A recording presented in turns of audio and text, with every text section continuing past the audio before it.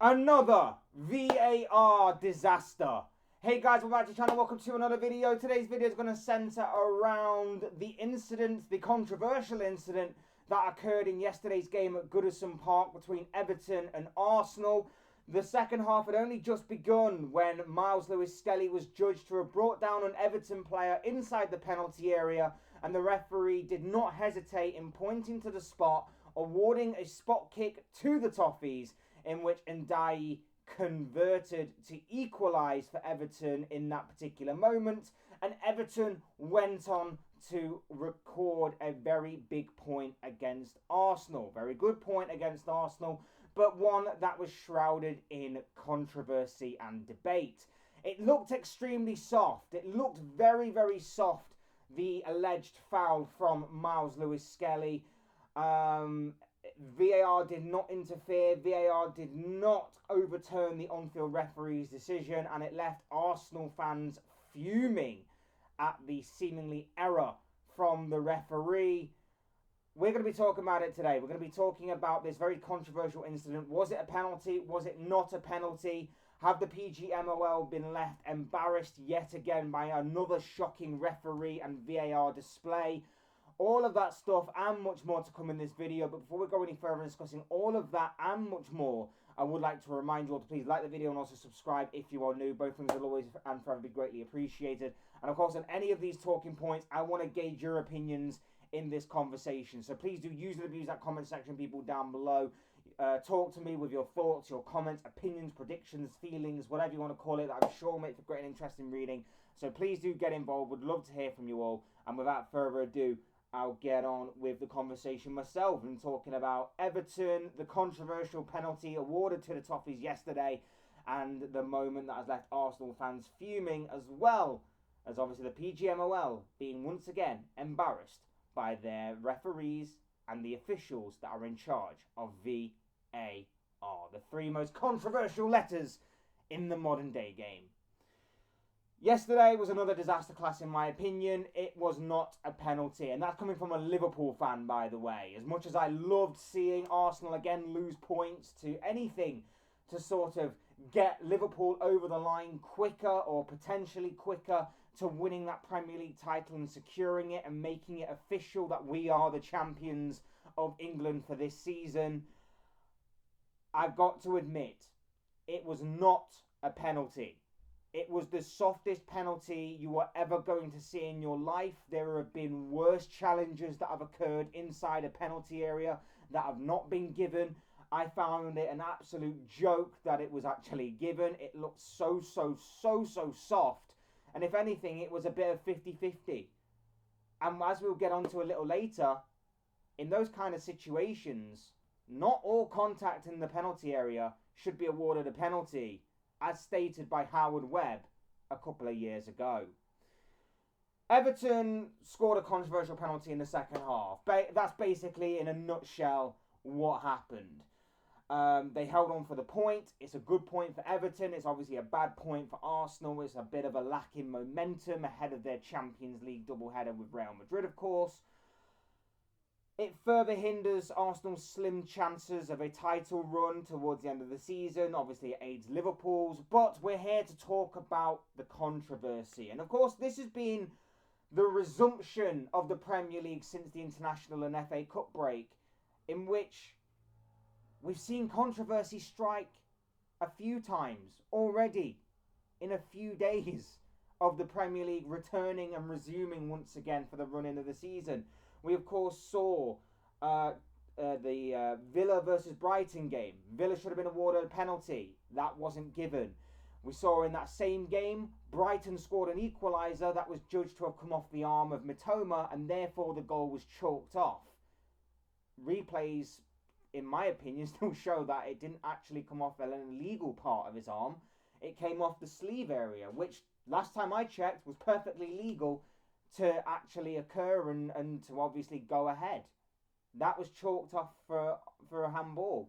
And then, of course, you had the James Tarkowski one, in which the PGMOL admitted he should have been sent off for his challenge on Alexis McAllister. McAllister, of course, very fortunate that his leg remains in one piece. It could have snapped in two. But the PGMOL admitted afterwards they got it wrong. Should there be repercussions for admitting that they got it wrong for Tarkowski? Should he still be serving the ban that, of course, he would have received had the referee and VAR had done their job on their day and actually sent him off? Maybe that's another debate for another day. But either way, it once again left the PGMOL embarrassed that their referees and officials could not arrive to the right decision, despite the fact that myself, a lot of fans that were watching around England and around the world, even pundits of all kinds, whether they were rivals to Liverpool, even the likes of Gary Neville, ex-Manchester United, Duncan Ferguson, ex-Evertonian, of course, they all said the same thing: it was a penalty. The PGMOL have been left embarrassed again, and only a few days later do we have another controversial moment that has been thrusted into the spotlight yet again. The penalty for Everton against Arsenal yesterday was for a foul from Myles Lewis Skelly on, I believe it was Jack Harrison. Now, certain media outlets are going to love this because, again, it's another thing to throw against Myles Lewis Skelly.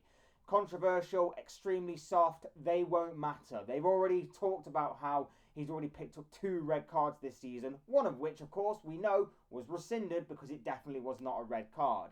But they still like to poke that at him. They still like to throw that at him, despite the fact he's a young kid who's burst onto the scene and has done extremely well. Now, you can argue that maybe it was a little clumsy from the young defender, and he's still obviously got a lot to learn. He's obviously a little green around the edges when it comes to defensive work. But when you look at the challenge, in my opinion, it's a 50-50 challenge. They've both got their arms around each other. They're both obviously tussling to try and get to the ball and get advantage towards getting the ball in their possession. And in the tussle, Lewis Skelly somewhat loses his footing, and he makes the softest of challenges, the most softest of contacts on Harrison to somewhat bring him down. Now, you could maybe argue that that may have been enough to stop his momentum and therefore bring him down for a penalty. But in my opinion, again, it is extremely, extremely soft. And I can understand why Arsenal fans feel hard done by. VAR did not overturn the on-field referee's decision. A penalty was awarded. It was converted. Everton held on for the point. And again, it calls into question this massive grey area, which I've talked about on numerous occasions, of clear and obvious. Is it clear and obvious? Is it clear and obvious? What does count as clear and obvious? Because certain things like this, for fleeting pulls and things of that nature, have not been given all season. Is this another one of those kind of fleeting challenges? The softest of contacts?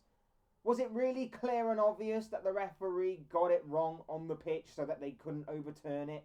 And should we just get rid of clear and obvious in general? Because I personally think we do. If it's a penalty, it's a penalty. If it's not a penalty, it's not a penalty.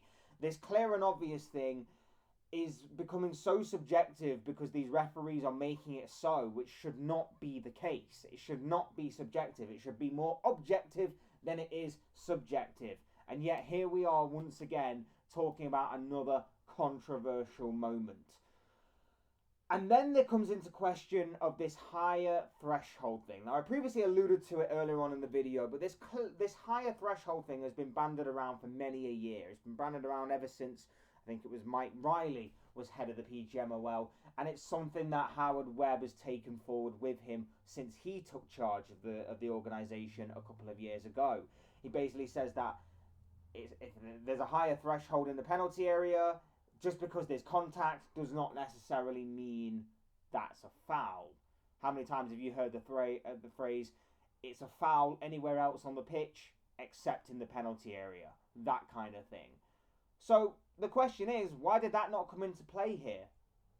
Why was this higher threshold ruling that the PGMOL have been talking about, and Howard Webb has gone on multiple shows and talked about it on his little mic'd up show that he does with Michael Owen? Why did that not come into play here? It should have done, right? There seems to be the faintest of contacts on Jack Harrison from Myles Lewis Skelly. So why was that not given? And as I previously mentioned, there have been worse challenges that have occurred in a penalty area that have not been given. So why was this one given? Look, I'll reiterate this point that I've said on numerous occasions. I don't mind when a referee necessarily gets something wrong on the pitch in the moment of play. I don't necessarily mind that, because in the moment, with how fast the game is, a referee can easily miss something. Maybe he has his view obstructed by someone or something, and he may miss something in the moment. That's perfectly acceptable from time to time. Sometimes there's no defending a referee. He has a front row seat to certain things and he still manages to miss it. That is unacceptable. But there are certain times where a referee will miss something in the moment and you just have to somewhat accept it, and that's fine. But with the introduction of VAR, that's made it so much so that if the referee does miss it, he has the safety net behind him of VAR to maybe go, you know what, you might have got that wrong, you might want to go and double check. But when VAR is not being used for that purpose and is instead being used to back up the referee's decision, and to aid the referee in the slimmest of arguments to somewhat try to justify why the referee came up with a decision on the pitch, it goes against what VAR was brought in for. And I've got to say, the standard of refereeing and the usage of VAR is again declining. It's getting worse and worse each and every single week, game in, game out. And we are still having these same types of conversations each and every single week. We are still seeing these same types of scenarios be played out before our very eyes, and having mixed results when it comes to the decision-making process each and every single game week, week in, week out.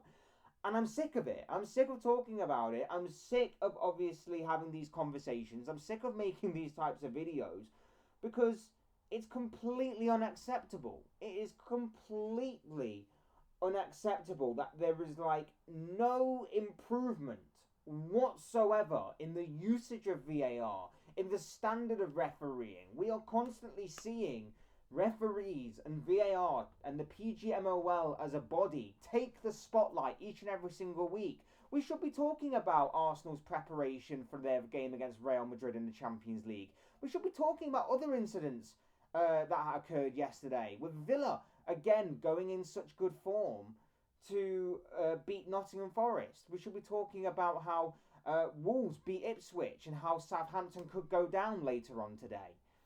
Things like that. But instead we're talking about the least important aspect of the game thrusting themselves into the spotlight and taking centre stage in terms of referees, VAR, the PGMOL.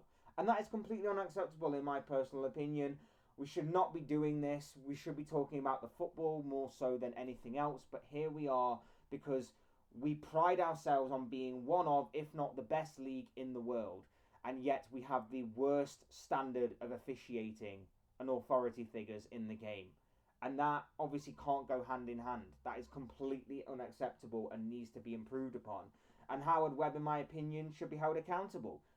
And if anything, if things have gotten worse and there's no improvement, what kind of job is he doing? A terrible one. And if I was to fail at my job, if you were to fail at your job, you'd be held accountable.